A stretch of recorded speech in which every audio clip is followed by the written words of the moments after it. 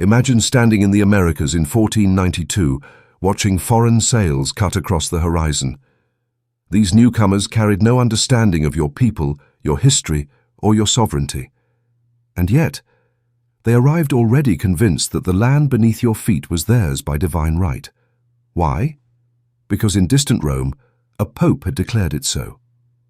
This was the doctrine of discovery, a doctrine born from medieval papal decrees that justified conquest, dispossession, and empire. It was not merely a relic of the past, it continues to shape the world we live in today. Welcome to Sands of History, where we uncover the buried truths of our shared past, the stories of power, faith, resistance, and survival. If you value these explorations, don't forget to like, share, and subscribe, and consider supporting us financially through the links in the description. Your support allows us to keep bringing these untold histories to light. Today, we're diving into the Doctrine of Discovery, religious foundations of European colonialism, its origins in papal bulls, its legal impact on indigenous land rights, and its survival in modern international law. Papal bulls and the birth of the doctrine. The foundations of European colonialism were laid not with muskets and cannons, but with parchment, ink, and seals of authority. In 1452, Pope Nicholas V issued the papal bull Dum Diversas. It authorized King Afonso V of Portugal to invade, capture, vanquish, and subdue all Saracens and pagans, and other enemies of Christ, wherever they may be, and to reduce their persons to perpetual slavery. Dum Diversas, 1452. This bull marked the beginning of a theological framework where non-Christian peoples were considered legitimate targets of conquest. 3 years later, in 1455, Nicholas V followed with Romanus Pontifex. This decree expanded Portugal's rights, granting them monopoly over trade and conquest along Africa's coasts. It declared to invade, search out, capture, vanquish, and subdue all Saracens and pagans whatsoever, and to reduce their persons to perpetual servitude, and to apply and appropriate possessions and goods, and to convert them to your use and profit. Romanus Pontifex, 1455. Here, the language is explicit. The right to enslave, expropriate, and dominate non-Christians was divinely sanctioned. But perhaps the most infamous papal bull was issued in 1493, just 1 year after Columbus' fateful voyage. Pope Alexander VI declared in Inter Caetera, "We give, grant, and assign to you and your heirs and successors all rights, jurisdictions, and appurtenances of all islands and mainlands discovered and to be discovered, west and south, not actually possessed by any Christian king or prince." Inter Caetera, 1493. This was the papal line that divided the so-called New World between Spain and Portugal. The indigenous peoples inhabiting these lands were not consulted, nor recognized as sovereign. Their rights were obliterated with a stroke of the papal pen. As historian Robert J. Miller notes in Native America, Discovered and Conquered, the doctrine of discovery provided the intellectual and legal justification for the European colonial projects of the next 5 centuries. It declared non-Christian peoples inferior, their lands empty, and their sovereignty void. Thus, the doctrine of discovery emerged not as a neutral legal principle, but as a religious mandate rooted in a worldview that equated Christianity with civilization and non-Christianity with emptiness and disorder.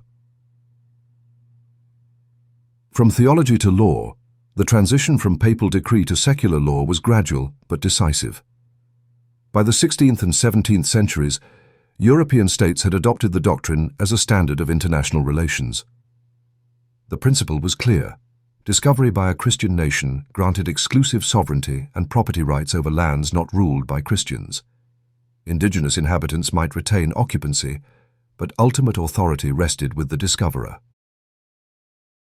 The English crown employed this doctrine in North America. The French invoked it in Canada. The Dutch wielded it in Asia. Everywhere it traveled, indigenous sovereignty was dismissed as a legal fiction. In the United States, this principle was enshrined into law through the landmark 1823 Supreme Court case Johnson v. Mintosh. Chief Justice John Marshall wrote, "Discovery gave title to the government, by whose subjects or by whose authority it was made against all other European governments, which title might be consummated by possession. The rights of the original inhabitants were, in no instance, entirely disregarded, but were necessarily, to a considerable extent, impaired." Johnson v. Mintosh, 1823. Marshall acknowledged that native peoples had some rights, but he reduced them to mere occupancy. Sovereignty, ownership, and ultimate authority were reserved for the United States as the inheritor of European discovery claims. As legal scholar Lindsay Robertson points out in Conquest by Law, by incorporating the doctrine of discovery, the Supreme Court constitutionalized a religiously rooted principle of European colonialism. What began as papal decree became the foundation of American property law. The impact was devastating. Treaties signed with native nations were undermined. Indigenous sovereignty was stripped away. Land was seized under the guise of legality. What had begun as papal bulls justifying conquest had become the backbone of modern legal systems. Global reach of the doctrine. The doctrine of discovery was not confined to Spain, Portugal, or even the United States. Its logic spread across empires. Britain used it to justify settlement in Australia under the doctrine of Terra Nullius, claiming the land was empty despite thousands of years of Aboriginal presence. France applied it in Canada, diminishing indigenous rights to mere occupancy while asserting French sovereignty. The Netherlands invoked it in their Asian colonies, seizing lands by claiming discovery trumped indigenous rule. Belgium, Germany, and Italy would later echo the same logic in Africa during the scramble for Africa. The historian Stephen T. Newcomb in Pagans in the Promised Land writes, "The doctrine of discovery is not just a historical artifact, it is a template for domination, a way of seeing non-European peoples as obstacles to be removed rather than nations to be respected. In every corner of the colonized world, the same pattern unfolded: dispossession, domination, and denial of sovereignty. The doctrine in modern international law. It would be comforting to think of the doctrine of discovery as a medieval relic, but its shadow lingers. In the United States, Johnson versus Mintosh remains good law. Courts still cite it in land disputes involving native nations. In Canada, the doctrine influenced the Crown's assertion of sovereignty over First Nations, Inuit, and Métis peoples. It underpins the doctrine of underlying title, where the Crown is assumed to own all land. In Australia, Terra Nulliusa, close cousin of the doctrine of discovery, was the legal justification for dispossession until the 1992 Mabo versus Queensland decision overturned it, finally recognizing native title. Internationally, the United Nations Declaration on the Rights of Indigenous Peoples, 2007, explicitly rejected doctrines of superiority based on race or religion. Yet, the fact that such a statement was necessary shows how deeply embedded the doctrine of discovery remains. Even the Vatican, after centuries of silence, issued a 2023 statement repudiating the doctrine of discovery. It acknowledged that these papal bulls did not adequately reflect the equal dignity and rights of indigenous peoples. But crucially, the Church stopped short of formally rescinding the bulls themselves. As Indigenous lawyer Sharon Venner has said, "You cannot say the doctrine of discovery is not part of the Catholic faith, while it continues to be part of the legal and political order that governs our lives." Resistance and reclamation. For Indigenous peoples, the doctrine of discovery is not just history, it is lived reality. Yet resistance has always been central to the story. In North America, native nations continue to challenge land seizures, broken treaties, and sovereignty violations rooted in the doctrine. In Australia, Aboriginal leaders link land rights struggles directly to repudiating Terra Nullius. In Canada, the Truth and Reconciliation Commission called on the government to reject the Doctrine of Discovery as part of reconciliation. Globally, Indigenous activists demand that both states and the Vatican dismantle the structures built upon this doctrine. As Winona LaDuke, Anishinaabe activist and author, has written, "The Doctrine of Discovery is not just about our past, it is about our present dispossession.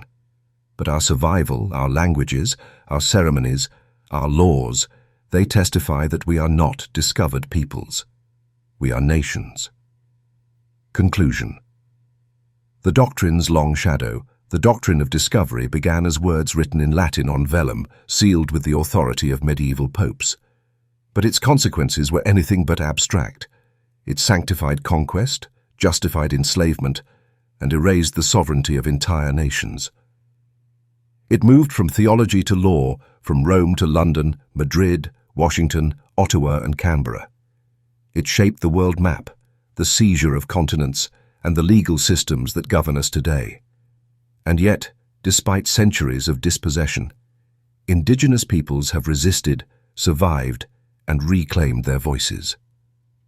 As we reflect on this history, we must remember, colonialism was not just enforced with swords and ships, it was justified with words, law, and faith. And until we confront these foundations, the structures of dispossession remain. This has been Sands of History. If you found this deep dive insightful, please like, share, and subscribe. And if you want to help us continue making content that challenges colonial narratives, please consider supporting us financially through the links in the description. Because history is not just about the past, it's about power, memory, and the stories we choose to tell.